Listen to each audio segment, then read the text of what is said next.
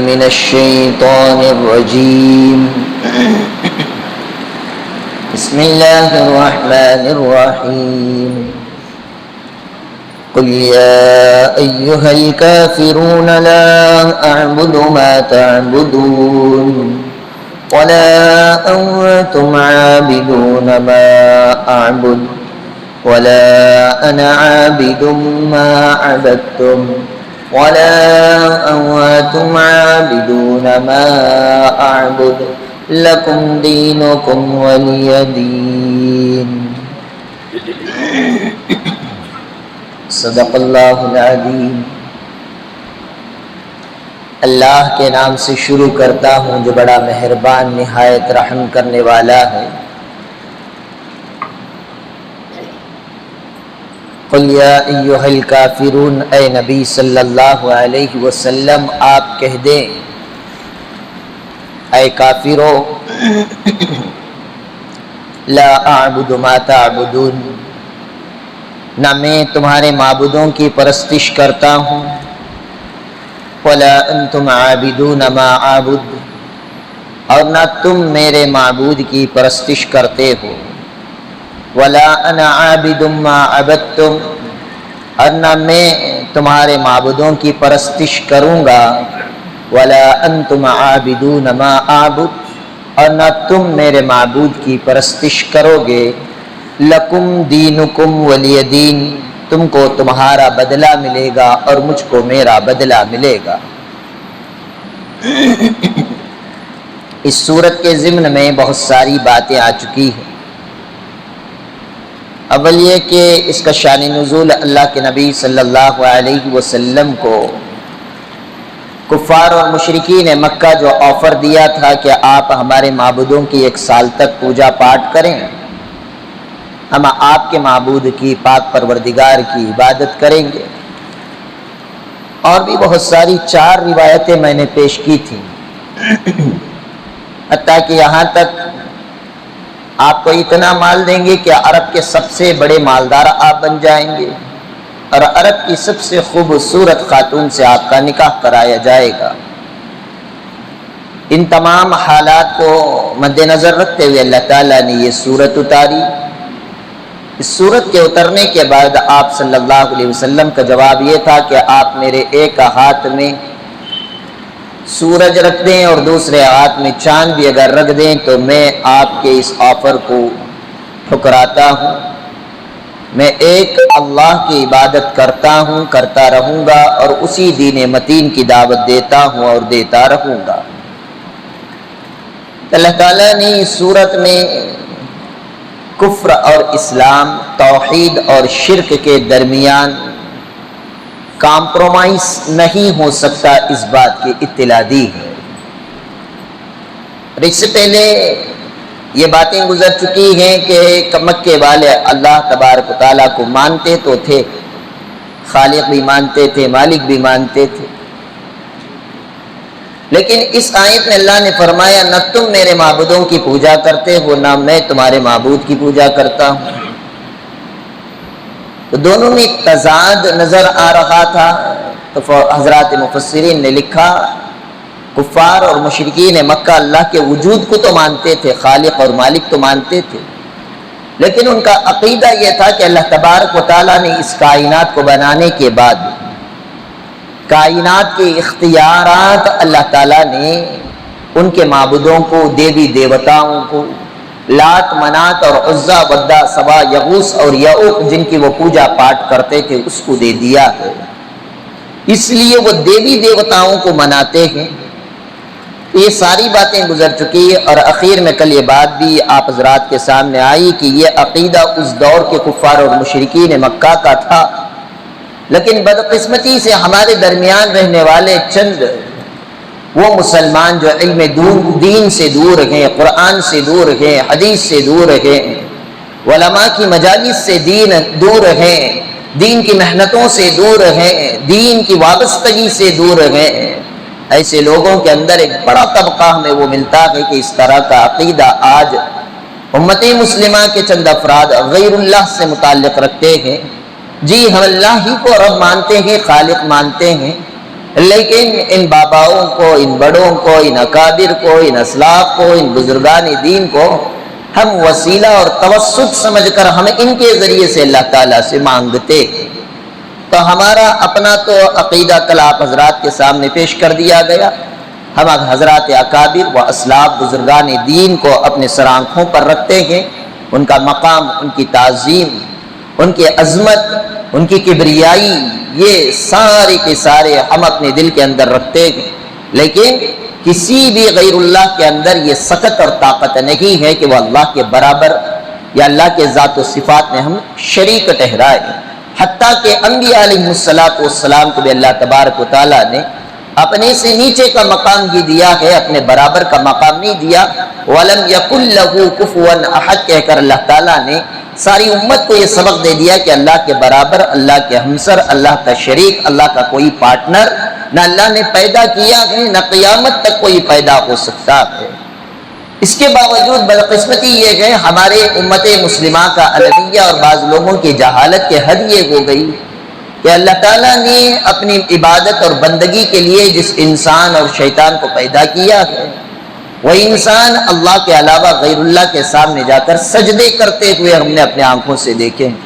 بلکہ دیکھے کیا، میں اگر اپنا بچپنا بیان کروں تو میں بھی ایسے ہی گھر میں جنم لیا تھا جس گھر کے اندر اللہ تبارک و تعالیٰ حفاظت فرمائے جہاں پر شرک ہوتا تھا۔ ہم نے بھی کئی مزارات کے ماتھے رگڑے ہیں، چومے ہیں، قدم بوسیاں کی، بلکہ تبرک کے طور پر مزارات کے اوپر موجود پھولوں کو لے کر ہم اپنی جیبوں میں رکھ کر آیا کرتے تھے۔ اللہ تبارک و تعالیٰ نے اپنے نبی صلی اللہ علیہ وسلم کے محنت کے طفیل اللہ تعالیٰ نے علم دین ہمیں نوازا، تب جا کر سمجھ میں آیا کہ توحید کیا ہے، شرک کیا ہے، بدعت کیا ہے، خرافات کیا ہے، رسومات کیا ہے۔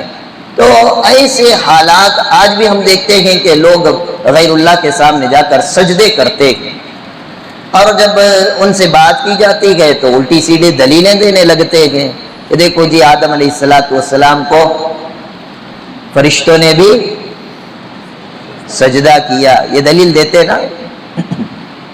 تو جواب آسان سمجھ میں، زیادہ قرآن حدیث کی میں مغزماری نہیں کروں گا، آپ عوام ہیں، عوامی اعتبار سے آپ کی دلیل ہوگی۔ اللہ تعالیٰ نے 3 طرح کی مخلوق پیدا کی۔ کتنی طرح کی بھائی؟ نوری، ناری، خاکی۔ ایزی یاد رہے گا نام، نوری، ناری، خاکی۔ نوری، نور سے جن کو اللہ نے پیدا کیا، ملائکہ۔ ناری، نار کے معنی کل میں نے پیش کیا تھا، جہنم کو نار بھی کہتے ہیں، آگ کو بھی نار کہتے ہیں۔ دوسری مخلوق آگ کی، شیطانوں کو اللہ نے آگ سے بنایا، تفصیل گزر چکی ہے جمعے میں، خلقتہ من طین خلقتنی من نار وخلقتہ من طین۔ شیطان نے خود فرمایا تھا اللہ آپ نے مجھے آگ سے بنایا ہے اور آدم کے پتلے کو آپ نے مٹی سے بنایا ہے۔ نوری، ناری، خاکی۔ خاک کہتے ہیں مٹی کو، مٹی کی مخلوق انسان ہے۔ ان نوری، ناری، خاکی میں سب سے افضل مخلوق کون سی ہے؟ فرشتے افضل ہیں، شیطان افضل ہیں یا انسان؟ بولو جی، انسان اشرف المخلوقات۔ اللہ نے فرمایا وَلَقَدْ كَرَّمْنَا بَنِي آدم، ہم نے آدم کے اولاد کو کرامتوں، عزتوں، شرافتوں، مقام و فضیلتوں، مرتبوں سے نوازا ہے۔ وَحَمَلْنَاهُمْ فِي الْبَرِّ وَالْبَحْرِ، ہم نے آدم علیہ السلام کی ذریت پر زمین اور بحر کی تمام تر ذمہ داریاں دی۔ وَفَضَّلْنَاهُمْ عَلَى كَثِيرٍ مِّمَّنْ خَلَقَ تَفْضِيلًا، ساری مخلوقات میں سب سے اونچا مقام کس کو دیا اللہ نے؟ حضرت انسان کو۔ اسی لیے اللہ نے کائنات کی سب سے بڑی نعمت کون سی ہے معلوم؟ نبوت و رسالت۔ اس کے بعد ایمان سب سے بڑی نعمت ہے۔ ایمان تو عام ہے لیکن نبوت و رسالت عام نہیں ہے، منتخب سلیکٹڈ پرسنز کو اللہ تعالیٰ نے چنا اپنی نبوت و رسالت دینے کے لیے۔ اور اتنی بڑی نعمت اللہ نے نوری مخلوق کو نہیں دی، ناری مخلوق کو بھی نہیں دی، اور یہ نعمت دی کسے؟ خاکی مخلوق کو۔ اور آدم علیہ السلام نوری مخلوق ہیں یا ناری؟ خاکی مخلوق ہے۔ فرشتے خاکی مخلوق ہیں یا نوری؟ نوری مخلوق ہے.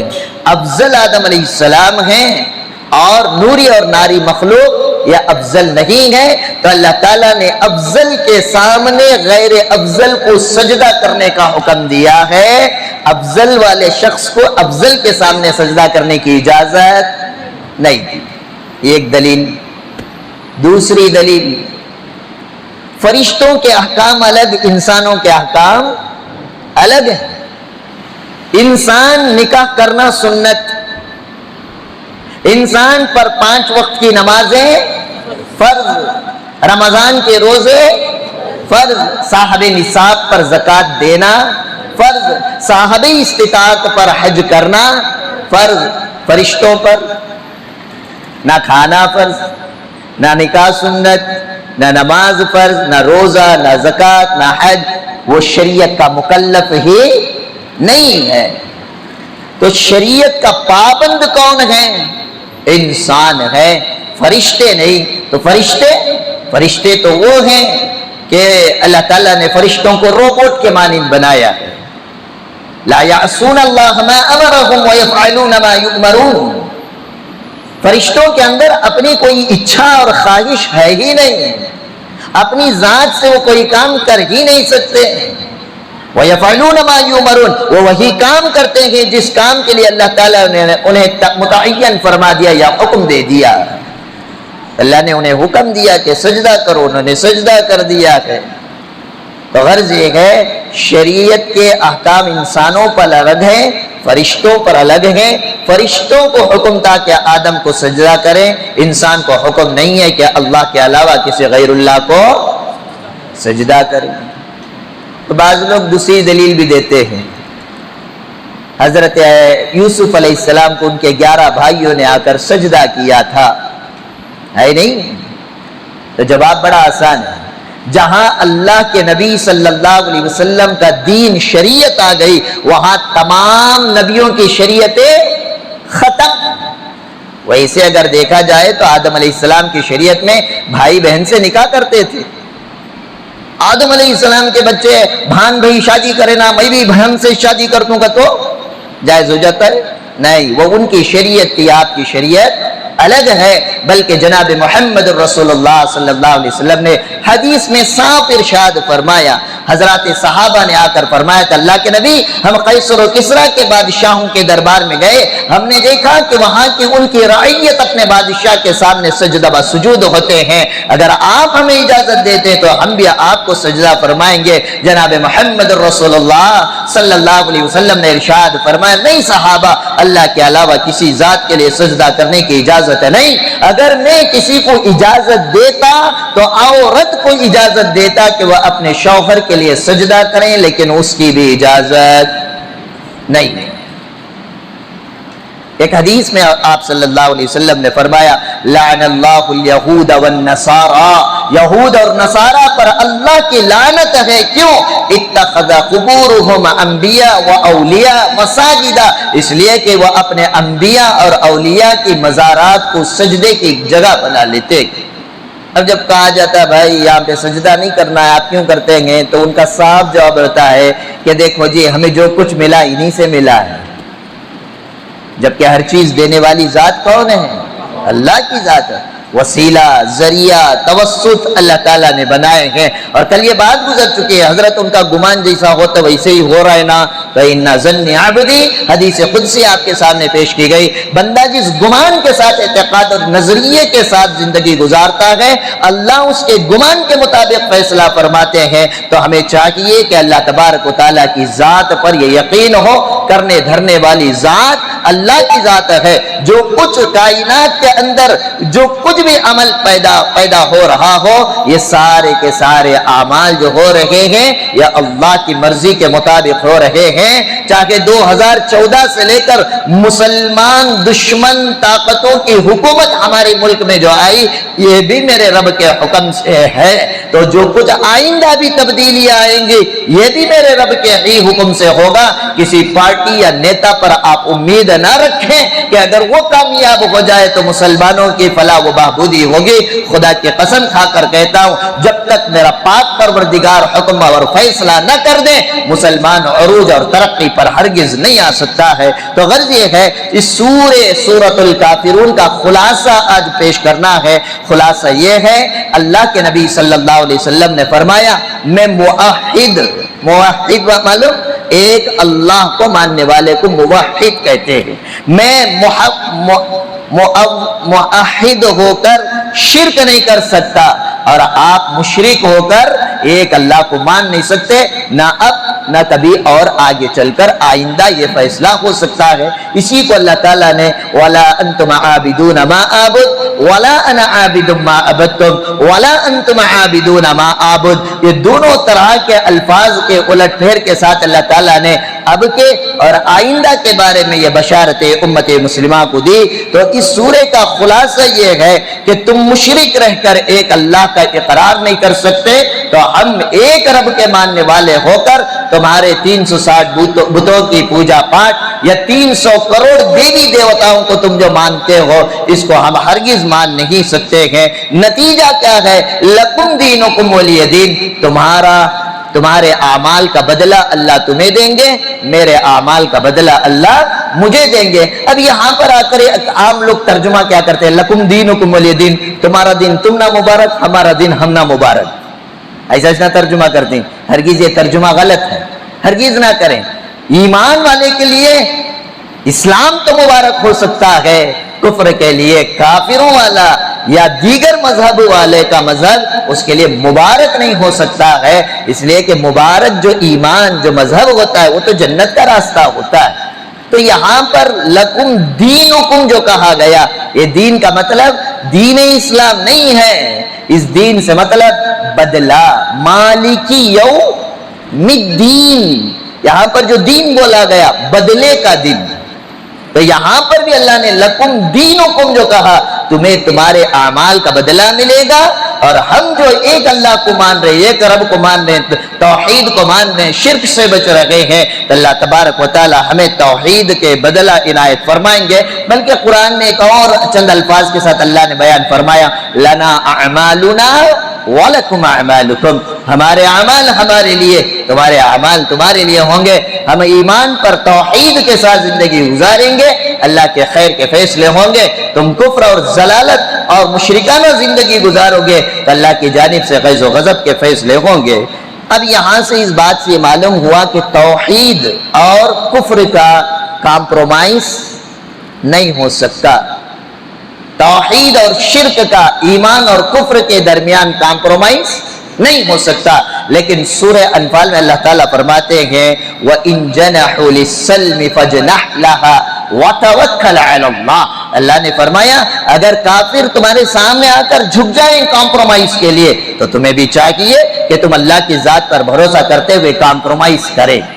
تو دو باتیں سامنے آئی ہمارے سورہ انفال میں، اللہ نے فرمایا تم کمپرومائز کرو اگر کفر جھک جاتا ہے، اور سورہ کافرون سے پتہ چل رہا ہے کہ ایمان اور کفر کے درمیان، توحید اور شرک کے درمیان کمپرومائز نہیں ہو سکتا۔ تو جواب اس کا حدیث پاک میں ملتا ہے، جناب محمد رسول اللہ صلی اللہ علیہ وسلم نے صلح اور کمپرومائز کے لیے استثناء کرتے ہوئے فرمایا الا صلحا احل حراما وحرم حراما، کہ دیکھو اگر ایمان اور کفر کے درمیان اگر کمپرومائز ہو رہا ہے، توحید اور شرک کے درمیان کمپرومائز ہو رہا ہے، تو حلال کو حرام کرنے پر ہم کمپرومائز نہیں کر سکتے، حرام کے حلال اور حلال کے حرام کرنے کے درمیان یعنی اللہ کے احکامات کی تبدیلی میں ہم کوئی کمپرومائز نہیں کر سکتے۔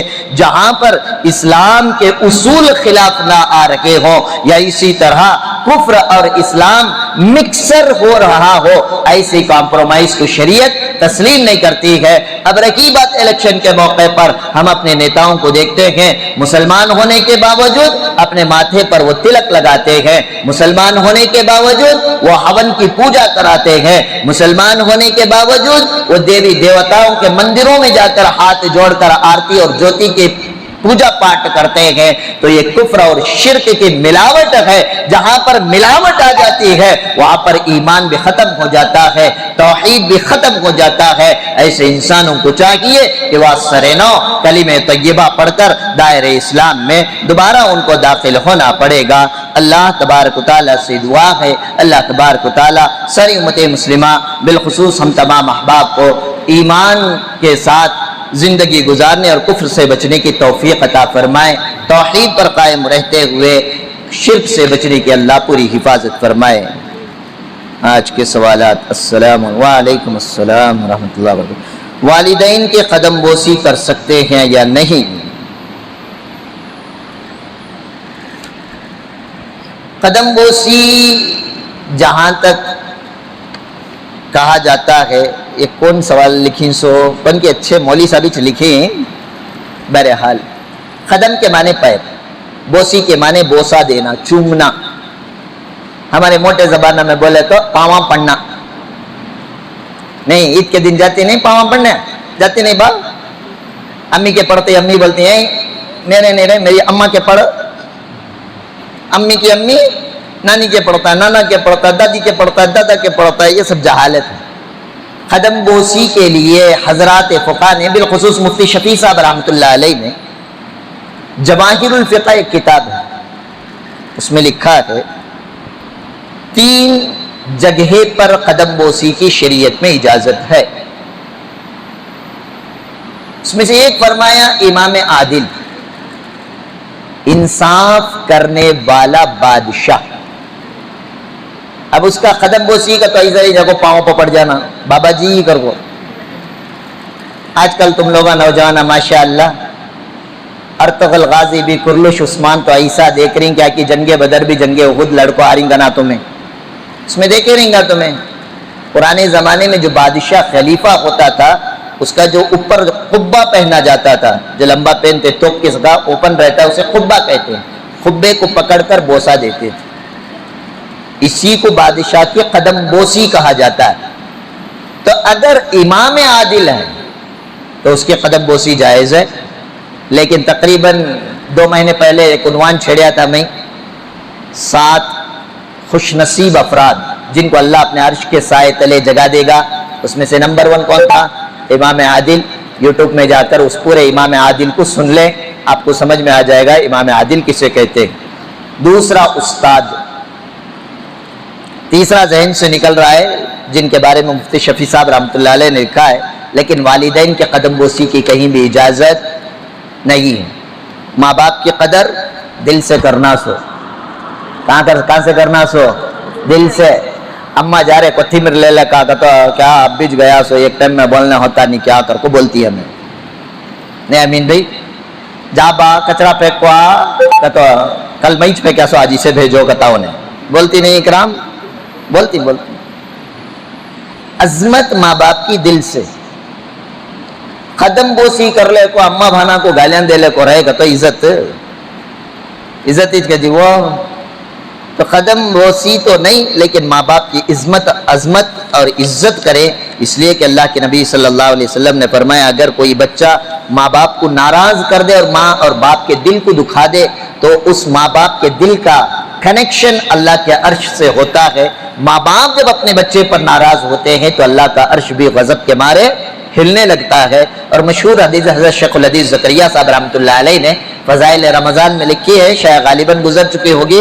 اللہ کے نبی صلی اللہ علیہ وسلم نے پہلے ممبر پر قدم رکھا تو آمین, دوسرے پر رکھا تو آمین, تیسرے پر رکھا تو آمین. صحابہ نے پوچھ لیا تھا کہ اللہ کے نبی آج خلاف عادت آپ نے آمین آمین آمین 3 مرتبہ کیوں کہا؟ تو حضور صلی اللہ علیہ وسلم نے ارشاد فرمایا جس وقت میں ممبر پر جا رہا تھا جبرائیل علیہ السلام آئے اور آ کر فرمایا ہلاک ہو جیو وہ شخص جس نے رمضان کا مہینہ پایا اور اپنی مغفرت نہ کروا لی. تو میں نے کہا کہ آمین. دوسرے نمبر پر فرمایا ہلاک ہو جیو وہ شخص جس کے سامنے آپ کا نام مبارک لیا جائے اور آپ پر وہ درود نہ بھیجے. اللہ کے نبی نے فرمایا کہ آمین. اور تیسرا فرمایا ہلاک ہو جیو وہ شخص جس کے بوڑھے ماں باپ دونوں یا دونوں میں سے کوئی ایک ہو اور وہ ان کی خدمت کر کے اپنے لیے آخرت نہ سنوار لے. اللہ کے نبی صلی اللہ علیہ وسلم نے فرمایا آمین. اب ماں باپ جس کے ناراض ہوں اس کے لیے ماں باپ کی بد دعا سیکنڈ, پہلے نمبر پر ہمارے نبی صلی اللہ علیہ وسلم کی بددعا اس کے لیے ہے تو اس کی ہلاکت تو یقینی ہے. اس لیے قدم بوسی سے عزتیں بڑھتی نہیں ہیں، ان کی خدمت سے عزت بڑھتی ہے. ماں باپ کی عظمت اپنے دلوں میں جگائے، ماں باپ کی خدمت کریں. اور وہ ماں ہاتھ اٹھا کر مولوی صاحب کی طرح دعا نہیں دیتی، لیکن آپ کی خدمت پر ماں باپ کے دل سے جو دعا نکلتی ہے خدا کی قسم وہی دعائیں ہیں کہ ایک چھوٹا سا نامعقول غیر عقل رکھنے والا بچہ بھی دعائیں جب لیتا ہے تو وہ فوق الثریا کی بلندیوں تک پہنچ جاتا ہے. اللہ تبارک و تعالیٰ سے دعا ہے اللہ ہم سب کو اپنے والدین کی خدمت کی توفیق عطا فرمائے. دوسرا سوال، اگر کسی شخص کا رمضان المبارک میں انتقال ہو گیا تو اس کا حساب و کتاب ہوگا یا نہیں؟ دیکھو بھائی، وقت کی کچھ اپنی اسپیشلٹیاں ہوا کرتی، حساب و کتاب تو ہوگا. یہ مشہور ہو گیا ہے، دیکھو بھئی رمضان میں انتقال ہوا، ماشاء اللہ حساب کتاب ہوتا نہیں. حساب کتاب ہوتا نہیں کب تک؟ رمضان ختم نہیں ہوئے تک. سمجھ میں آ رہی ہے بات؟ رمضان کے ختم ہونے کے بعد حساب و کتاب ہوگا. لیکن حدیث میں آتا ہے رمضان مبارک جیسے ہی آتا ہے اس رمضان کی برکت کے انسانوں پر زندوں پر کی فائدے نہیں ہوتے بلکہ قبر میں تدفین مردوں پر بھی اللہ تبارک و تعالیٰ اس کا اثر یہ پہنچاتا ہے کہ اللہ قبر کے عذاب کو ہلکا فرما دیتے ہیں. تو غرض یہ کہ رمضان میں انتقال ہونا یقیناً سعادت مندی کی بات ہے. اللہ تبارک و تعالیٰ اس ماہ کے سیام کی برکت سے انہیں خیر کا تو فیصلہ کر نیک فالی نکالی جا سکتی ہے، لیکن ایسا نہیں کہ جنتی ہے سیدھا حساب و کتاب کے بغیر جنت میں جائے گا. اس طرح کی صریح دلیل کچھ نہیں ملتی. آج افسوس کے ساتھ مجھے اعلان کرنا پڑ رہا ہے 90 پر 4 سال کی عمر میں ہندوستان کی نہیں بلکہ عالم عرب میں تک ایک مشہور عظیم ہمارے ملک ہندوستان کی شخصیت حضرت مولانا رابع حسنی صاحب ندوی جو اب تک دامت برکاتہم تھے آج رحمت اللہ علیہ ہو گئے. آج دوپہر میں حضرت رابع حسنی ندوی صاحب کا انتقال ہو گیا. انا للہ و انا الیہ راجعون. اللہ تبارک و تعالیٰ نے بڑی کمالات نوازا تھا اور مسلم پرسنل لا بورڈ کے یہ ذمہ دار بھی رہے، صدر بھی رہ کر انہوں نے امت کی بڑی خدمات کیے ہیں. 30 سے زائد انہوں نے کتابیں لکھی ہیں اور اتنا کہ نہیں حضرت والا کو عرب کی مدارس کے اندر پڑھانے کے لیے بلایا جاتا تھا. انہوں نے 1947 کے اندر دارالعلوم دیوبند سے فراغت حاصل کی تھی. اس کے بعد 1950 اور 51 کے اندر جامعہ اسلامیہ مدینہ یونیورسٹی میں پڑھا. اس کے بعد سے لے کر اب تک ندوۃ العلماء لکھنؤ کے اندر دینی خدمت کر رہے تھے. آج 94 سال کی عمر میں روزے کی حالت میں انتقال ہوا. عمر کتنی؟ 90 پر 4 سال بستر مرگ پر روزے کی حالت میں انتقال ہوا. کیا خوش نصیبی ہوگی. سحری ہندوستان اور دنیا میں فرمائیں اور آخرت میں جنت میں اللہ تعالیٰ انہیں افطار فرمائیں گے. دعا فرمائیں کہ اللہ تعالیٰ ایسی پاکیزہ موت ہمیں بھی نصیب فرمائے. اللہ تعالیٰ توحید اور سنت اور ایمان کے ساتھ ہم سب کا خاتمہ فرمائے. 21, 23, 25, 27, 29 ان سب تاخیراتوں کو جاگنا چاہیے یا لوگ کہتے ہیں اسے تاخیرات کو؟ دیکھیے بھائی تاخیرات میں عبادت کرنا چاہیے لیکن انفرادی عبادت. انفرادی معلوم اجتماعی نہیں، سب مل کو نہیں، سپریٹ عبادت کرنا. حضور اکرم صلی اللہ علیہ وسلم کے دور میں یہ مسجد نبوی سمجھیں ہے نہیں، یہ مسجد خدائی ہے. مسجد نبوی ایسے ہو جیسے یہ روم ہے، ایسے رومز ہوتے تھے جنہیں حجرہ کہا جاتا ہے. وہ حجرہ کتنا بڑا؟ 1.5 مصلی ڈال سکتی اتنی روم، جس میں حضور صلی اللہ علیہ وسلم کی ایک بیوی رہا کرتی تھی. اللہ کے نبی صلی اللہ علیہ وسلم شب برات ہو یا تاخیرات ہو اپنے گھر میں عبادت کرتے تھے، مسجد نبوی میں عبادت نہیں کرتے تھے.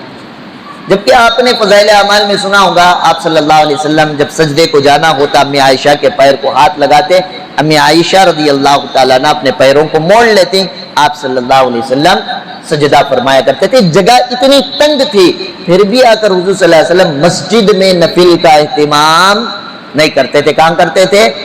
گھر میں. تو ہمیں نبی کا عمل بتاتا ہے انفرادی اعمال کہاں کرنا؟ گھر میں. حتیٰ کہ حضرات فقہاء نے لکھا ہے نماز، فرض نماز سے پہلے اور بعد کی جو سنتیں ہیں نا، یہ بھی کام پڑھنا گھر میں پڑھنا زیادہ ثواب ہے.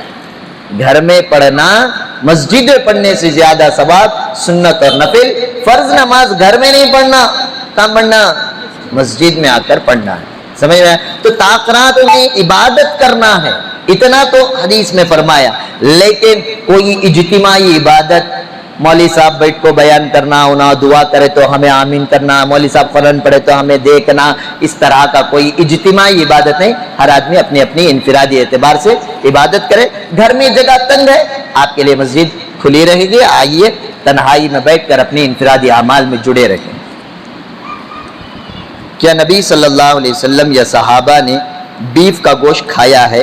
جی، حضور اکرم صلی اللہ علیہ وسلم کا جو ولیمہ ہوا تھا امی خدیجہ رضی اللہ تعالی عنہا کے نکاح کے بعد، یہ ایک روایت میں آتا ہے کہ اس میں بیف ہی کا گوشت بنایا گیا تھا۔ ایسا پوچھتی نہیں کہتے انہوں کھاتے نہیں کنا۔ حضور صلی اللہ علیہ وسلم زندگی میں جھینگے کھائی نہیں۔ جھینگے معلوم ہے کیا؟ سمندری جھینگا، پراؤنس، ہمیں شوق سے کھاتی۔ مولوی صاحب مکروہ ہے نہیں کھانا کہتا، مکروچ نہ حضرت حرام نہیں نہ کر کو لے بابا لے، مسئلے بھی آپ کچھ نہیں، حضرت کھیکڑا کھائی جے نہیں جی نہیں کھانا نہیں، کون کی گڑیا کے درد کو اچھا بولے اس سے جائز نہیں، اس چیزاں چھوڑ رہی نہیں چھوڑو رہے گا تو چھوڑ رہی نہیں۔ آپ کو ڈلیاں کے مسئلے پوچھتی۔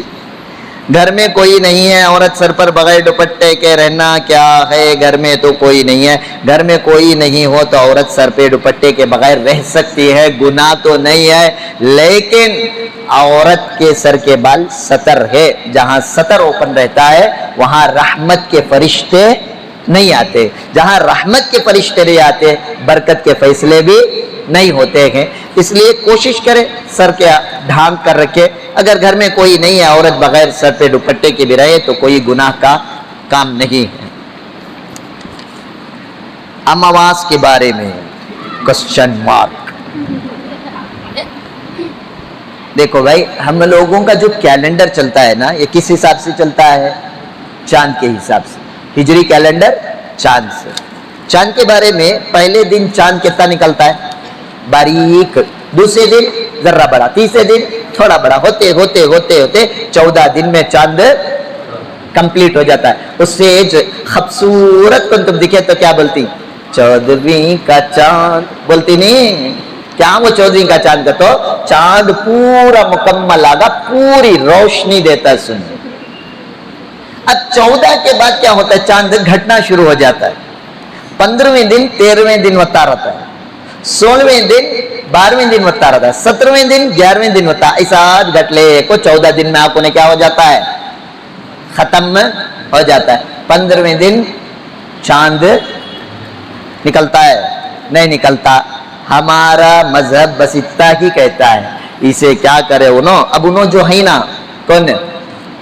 ہمارے وطن کے ساتھیاں جو ہم نا غداراں بولتی، دیکھو جو جنگ آزادی میں آئی نہیں نا، انہوں کیا کرتی؟ بھگوان مانتی، سوریہ نمسکار بھی کرتی، چاند گرہن ہوگا تو بھگوان ناراض ہوگا بولتی، نوشو کوئی عمر بڑا کو رکھنے کے واسطے کوسا کی ایک روزہ رکھتی نا، کیا وہ بولو جی صادق، اپواس رکھتی نا بھائی، کڑوا چوند رکھ ڈال کو چھت کو بلا لے جا کو کیا کرتی؟ چاند کو دیکھتی، چاند پشا کو دیکھتی، چاند کو دیکھتی، چاند پشا کو دیکھتی نہیں کی وہ چاند کو دیکھتی گا تو وہ چاند کو انہوں کیا سمجھتی؟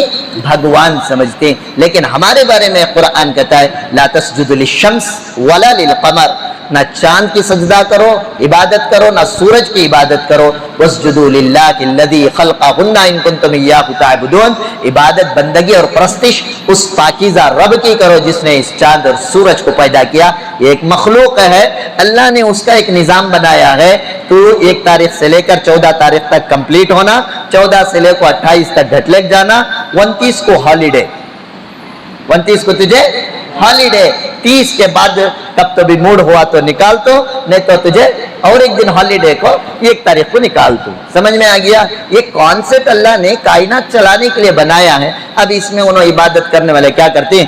اماس پورنیما اس دن بلائیاں آ جاتی، جنت آ جاتی، کر کو جا کو باپو جی نگر میں شروع ہوئی تو کیوں نائن ڈھلی تک جاتی ہے، پوجا کے تھالیاں پکڑ لے کو تو اب ان کے بھگوان کو وہ تصور کرتے ہیں. اسے اسلام میں اس کا کوئی تعلق نہیں ہے. نہ اماسا کو کیا بھی کر سکتی ہے، نہ پورنیما کو کیا بھی کر سکتے ہیں. اس مثال میں ایک بار محال یا امواسا لگا جاتی ہے اس کرتے. ابا بابا کالی کملی والے کا مطلب کیا ہے؟